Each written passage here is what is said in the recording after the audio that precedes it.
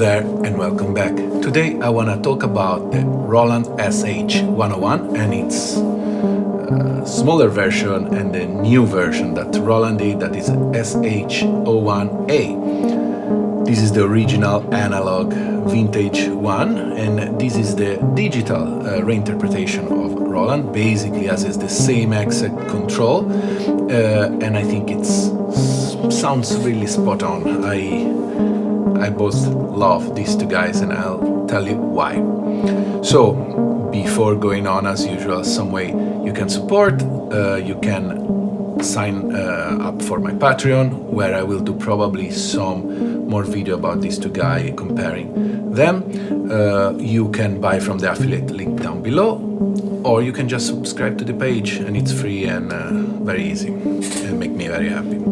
So first, just to kill the elephant in the room, a lot of people will ask, do they sound the same? I'm not that kind of person. I don't really care too much if they sound the same, and I think though we will do maybe a test and see side by side, they really sounds very similar. What I like in synths usually is the, of course, general tone, but also the kind of workflow that the synth itself has. So, yeah, who cares if they sound exactly the same? They sound good, and that's what matters. The reason that I really like the SH101 is mostly because this was one of the first synth that I ever bought. I always had a fascination with vintage Roland stuff, so in the year I own a lot of their 80s synth.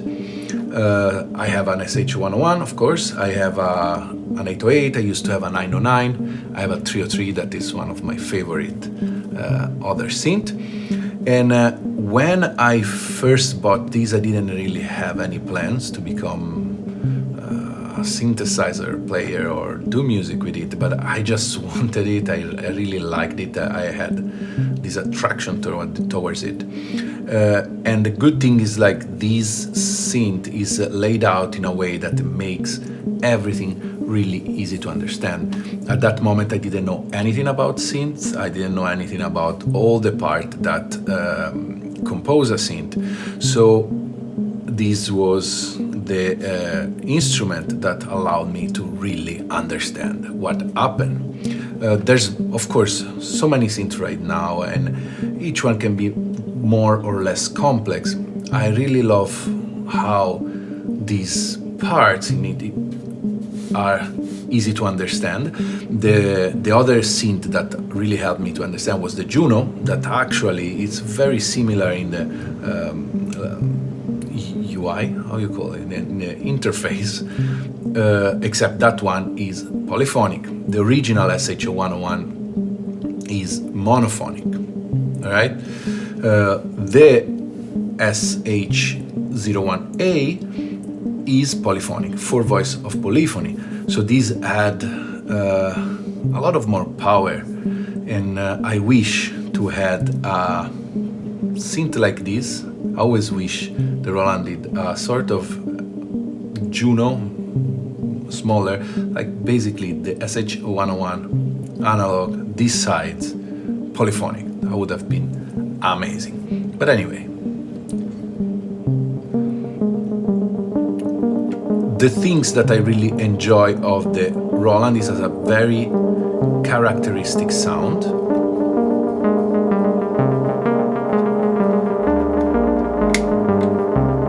And it's really shine for a bass sound, but also this kind of arpeggios and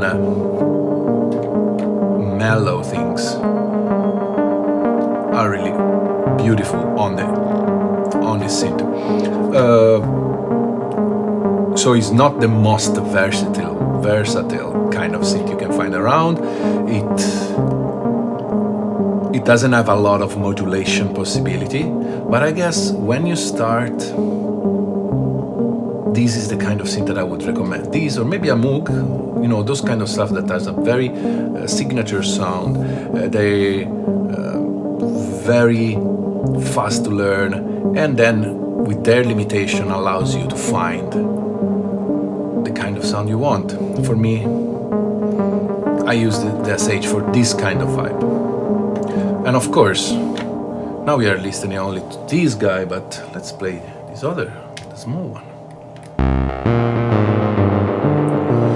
As a magic, I did the same sequence, of course.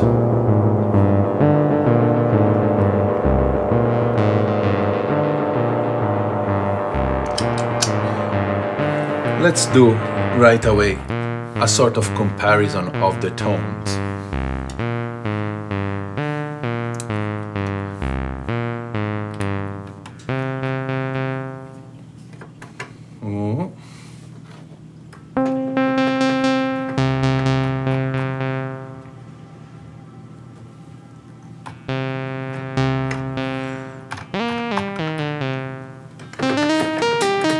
There's some volume that I have to...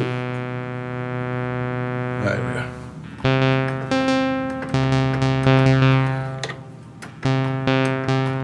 So, of course, there's some difference, but the vibe is there.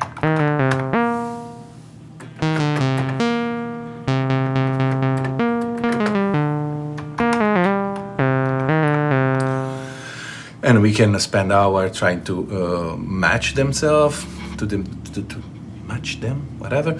But I think it's a very pointless exercise. And if you are interested in the way these work, well, the workflow is the same, and that's what matters to me. You will get the same ballpark of sound with the same kind of workflow. And I love how this works. So let's see what the part that compose an SH101. So first we have a VCO, that is our oscillator, and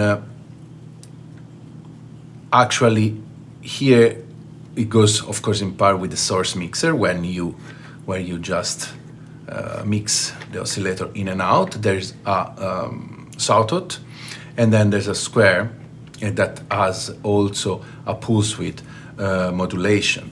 So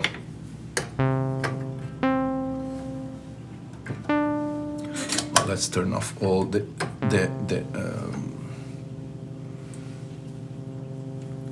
turn on all the effects.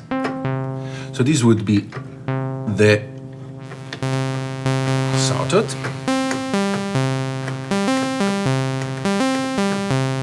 And then you can mix in the pulse width.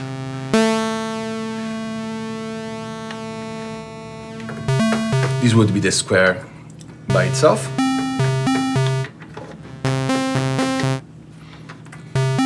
And the pulse width can be used as a manual, so you can decide manual and it will stay there, or you can work with the LFO, that's here, the modulator. Here we are. Or you can go with the envelope.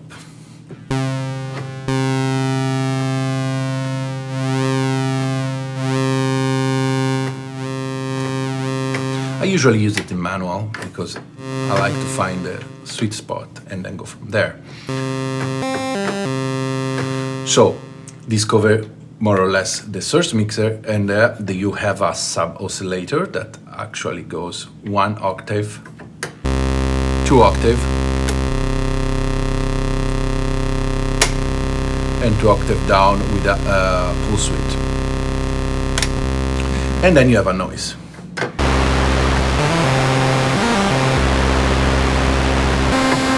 All right. On the VCO part, you have a modulator that is linked to the LFO that actually modulate the pitch of the VCO, and then your range. Actually get your range done. So pretty easy. From here we go in the VCF, the filter. Let's create something. The filter is where some of the magic of this synth happened to me. I really like the sound of the filter. But what I really like is when the combination between the field frequency, resonance, and envelope, it can create this really classic SH sound.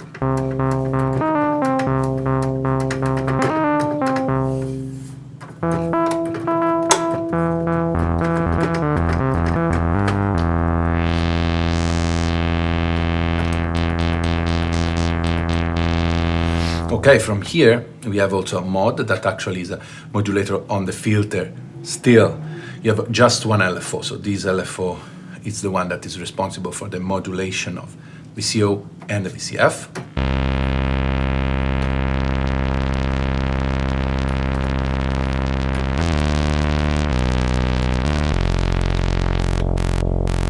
It was in noise, that's why I was sounding weird.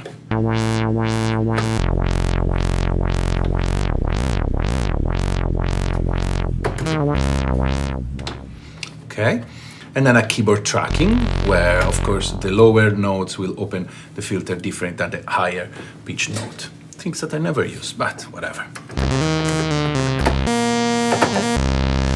From here we go in the VCA. VCA, it can we work just as a gate, so whenever you open the trigger, whatever, when you press a key, it just open and close the gate, or it goes in the envelope part. It's here, and there's a different modality here. One is gate plus trig.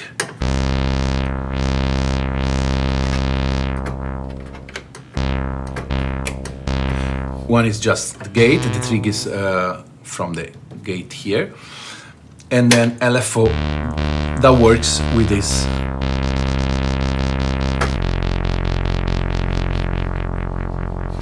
With the LFO. Needless to say, I'm always in this one.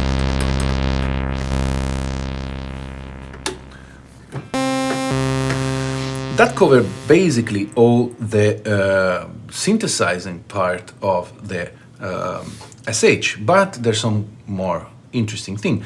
You have an arpeggiator, a sequencer, that it's very great to use, because I did a lot of composition just creating something here, looping it, and use effect on it.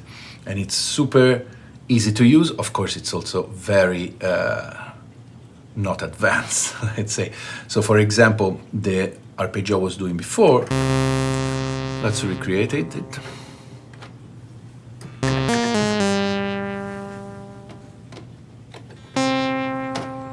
You just press load, and then you start pressing the notes. And now I press 2. Hey. Oh. So you do that, and now you play. And that's it, done. The LFO will control the rate of the clock.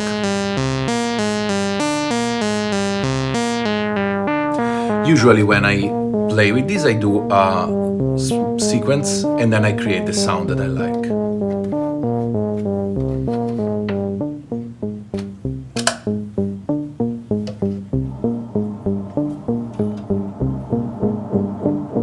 I'm adding some Strymon now and a delay, the Benny Dub echo.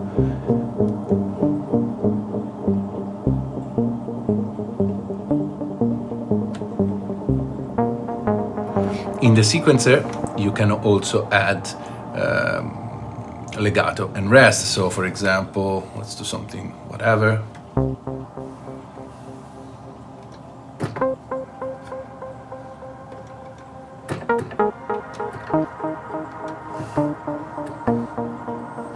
See what comes.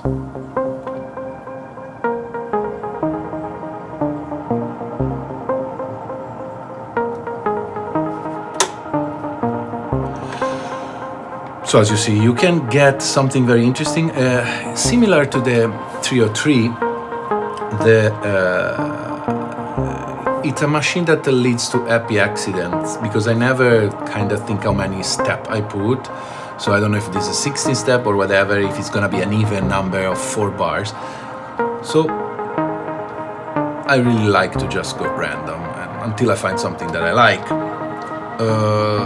Of course, what I'm saying here is exactly the same on the smaller one.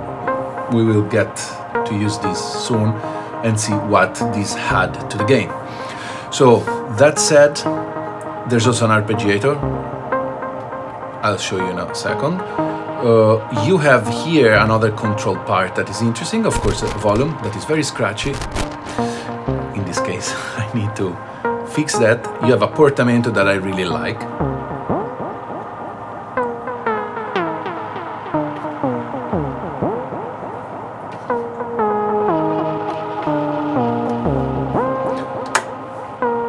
A transpose that transposes the key bed. And then you have a bender, and you can decide what this bender does. So for example, you can work for the VCO, the filter. And if you push it up, you can go change the modulator.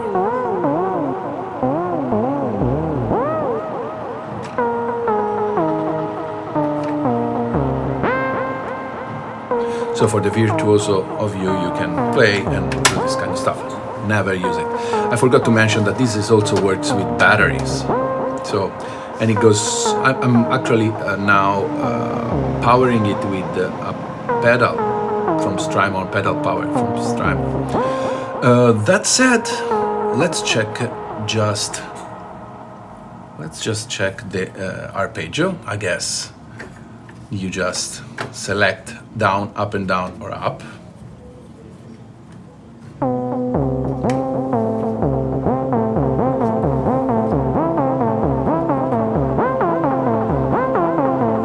You can press hold.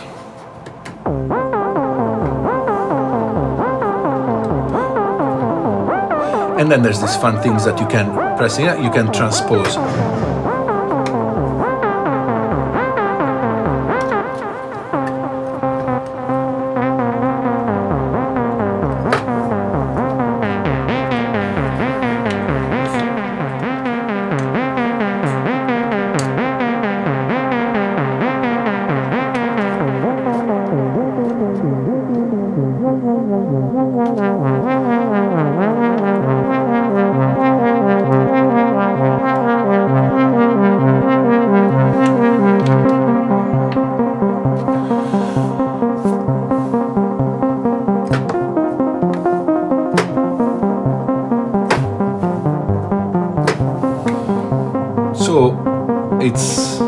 That's it.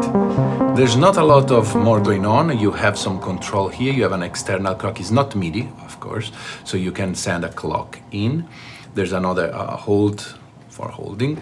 And then you have gate NCV in and out. And this could be interesting if you want to control it with your modular. There's another synth that is very similar, that is the MC202 that I have. Sooner or later I will talk about that too. That one has exactly the same kind of control, so it's basically an SH101 in a box. It has an extremely complex sequencer. That's mind-bending, like, use it. But it's a very cool synth. It was very cheap back in the day, so you could have the SH sound and you can control it with CV gate. Also that one, I think, if I don't remember bad, it used MIDI and it can use MIDI and send out DIN. So at the beginning, when I only had the SH101, the 202 and the 303 and the 808, with that one I could sync everything together. So that's it about the SH101. Let's check the little brother, the SH01a. So I have some of these. Let's turn on.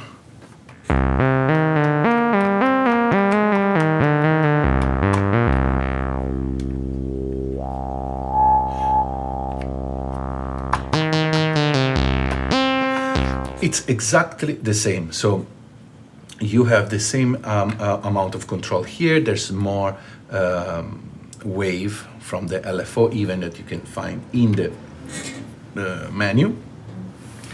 It has only the out for the CV, doesn't have the in, but it's fine. Of course, this guy has mix, has a MIDI in and out.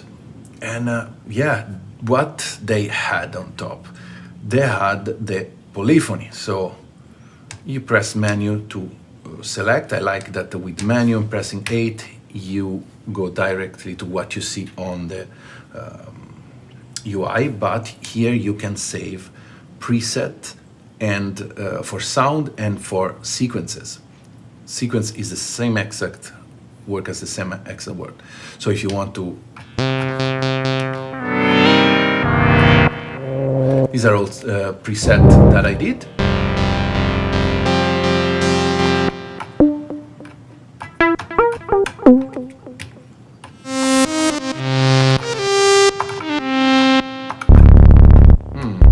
And so on, you have many bank, 8 bank, and each bank has 8 sound.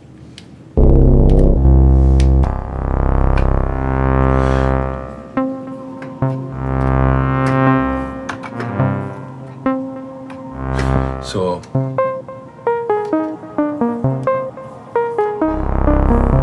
it's fun to have them both.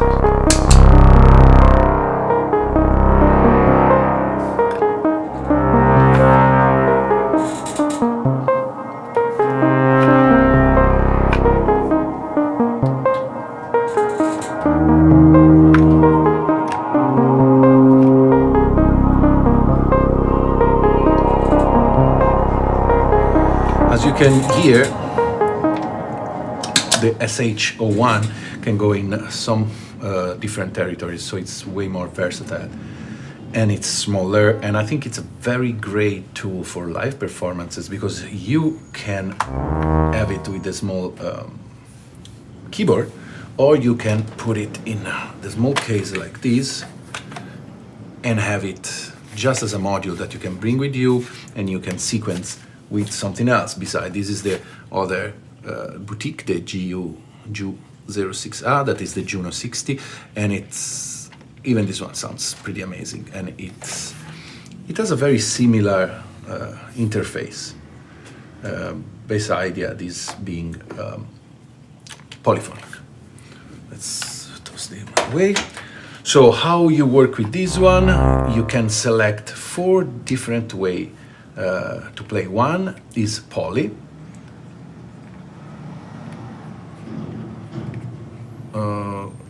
Let me remember. Okay, mono. Unison. Basically put all the 4 voices into one. For some distortion. Here we are. It's pretty powerful. This is the OG sound. This is the uni. Then you have the polyphone.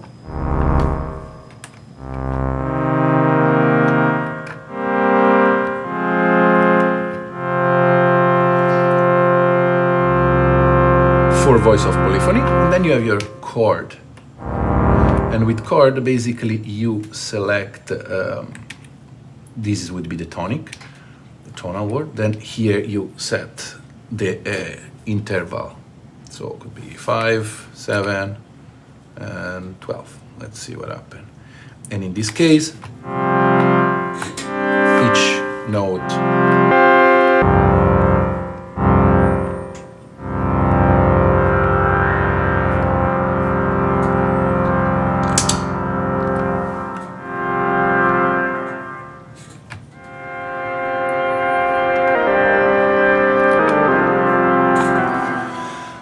so you understand that you have a lot of more possibility. I think that this kind of synth with 4 voice of polyphony, that it's enough for me. Usually my chord's always 4 notes. I'm not a keyboard player, so I don't really need to have hundreds notes of polyphony. 4, it's enough. And of course, if you have more, you can make it more beefy, but I think it's more than enough.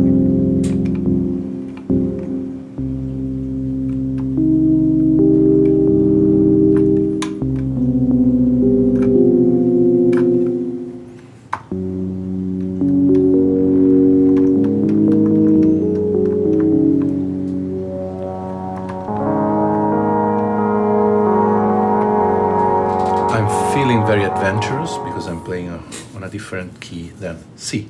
Wow. Wow. Okay. So, that said, we understood that these guys are pretty similar. Again, I hope you don't start bashing me down in the comments, say, oh, that doesn't really sound exactly the same. Again, I don't really care about that. I really enjoy the SH workflow, and my main things is that I think that synths are great, but effects are great too. So it's how you pair the synths with effects that makes your song. That's my belief. So I always thought that the SH101 and the 303 are very kind of naked sound synth, simple, and they need to be dressed with some of these cool effects.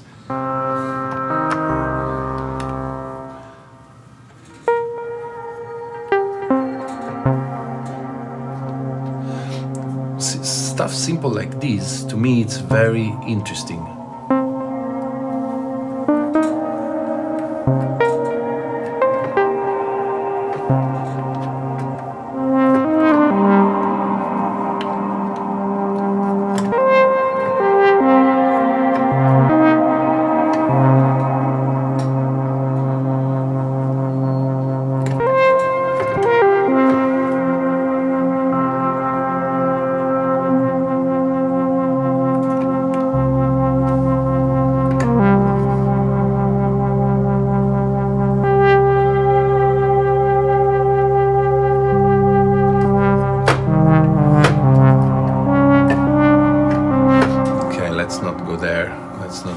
Don't let me play this kind of stuff.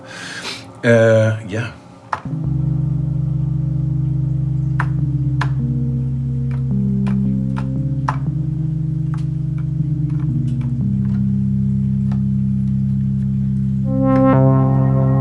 But it's definitely very beautiful, and this, of course, paired very nicely, just with these two effects, so nothing crazy.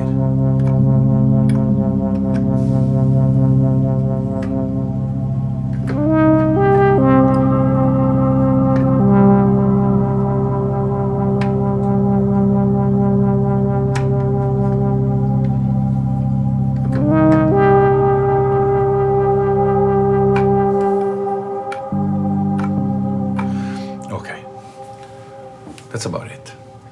Enough. So, whenever people, beginners, start asking me what would be a synth, a good synth to start, I always thought that the SH101 could be the best, could be one of the best. Of course, there's many options right now, but this one, especially in the boutique version, is cheap. It allows you to have polyphony, so you are not restricted like the original here that has only one note, and you can learn all the parts of it, be limited, and try to be creative with what you have. Plus, you can use all of your pedal to create interesting soundscape. There's tons of people using just one synth like that, put an arpeggio, and make amazing stuff. Take Niels Fram would say he was just using Juno, very similar. So don't let the simplicity of something fools you. This is a great instrument, and it's like a signature sound, and you know, you'll always be happy with that. We didn't check, it's very famous for bass. I never use it as a bass, honestly, but let's see.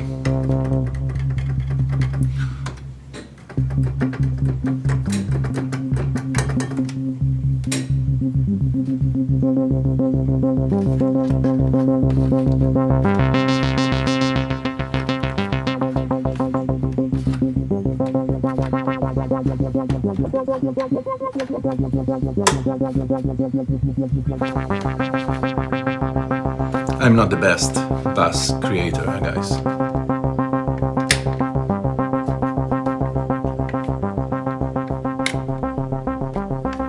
But it works.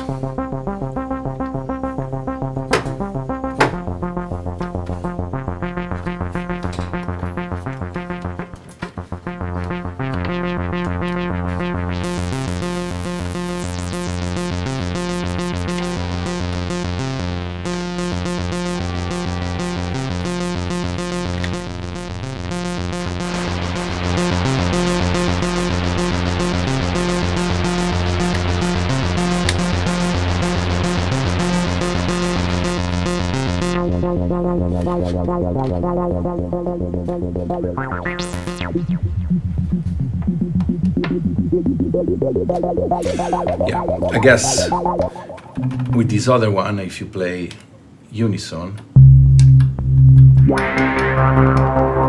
you can get some nasty bass.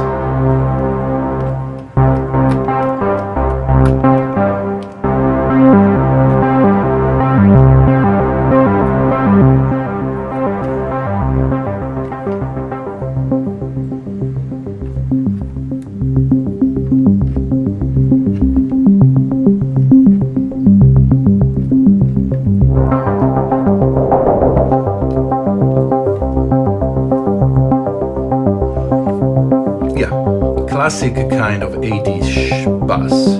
So if you want to do synthwave, perfect.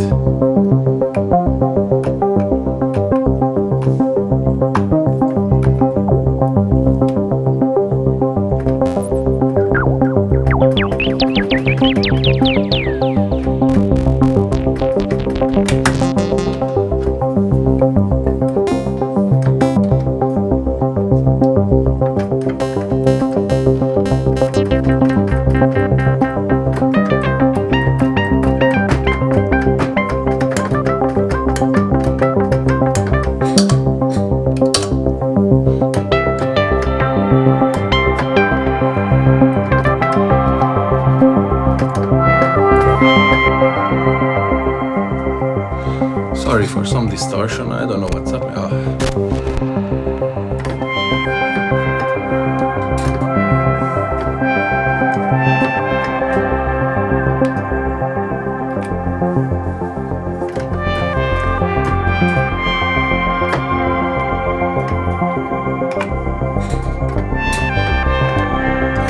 Yeah, beautiful song. Okay, very cheesy, very synth wave-ish, but that's it. That's what I wanted you to show. I hope you enjoy this. So if you are a beginner and you want to learn, listen to this. Get this guy, you'll have fun and you will learn.